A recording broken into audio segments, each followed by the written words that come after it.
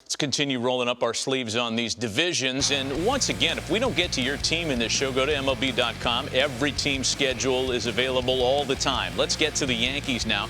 And if you're Gleyber Torres, you're circling the days that you line up against the Orioles. And there are plenty of those, Tom. Especially the back half of that schedule. I know this. If I'm in the American League East, I better hope the Yankees don't have a cushion going into September. 20 of their last 23 games are against teams that lost 95 or more games last year. Ooh. I think the New York Yankees have the easiest schedule down the stretch. So if they have a lead going into September, it's done. Well, I'd have to look at that and agree with you because a lot of those clubs are still rebuilding. They're young. The Orioles are young.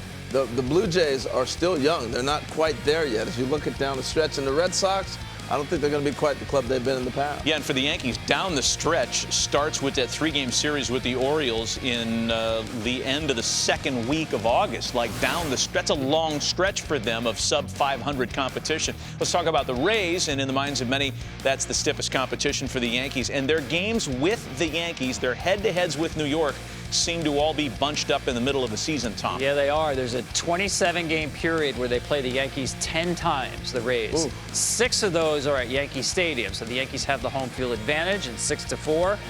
Those games, to me, will decide the AL East, those 10 games between the Yankees and the Rays. I think it'll be interesting at that point in time, too. The pitchers will have gone to really good shape. They're going to pitch deeper in games, and now you see the depth of that Tampa rotation, I think, having a huge advantage. I'm going to put the Red Sox up here, too, Harold. Why don't you jump in on Boston? Because I don't think anybody's quite sure what to make of the Red Sox, a rotation that is completely stripped of its marquee value. They're still going to score some runs based on the names on the paper. What do you make of Boston? Well, Tom made a great point about the Nationals rotation and how often you're going to get 4 out of the 13 and different things like that they face. You lost Sale, Price, and Porcello already. Sale to injury. Price is in L.A. and Porcello is moved on as well. I mean, give me a bat facing this team right now. That's what most teams are going to be thinking because you're going to face young, inexperienced guys. They haven't had a chance to really replenish them in this shortened type of season, and you're going to see probably the depth of the Red Sox minor league system.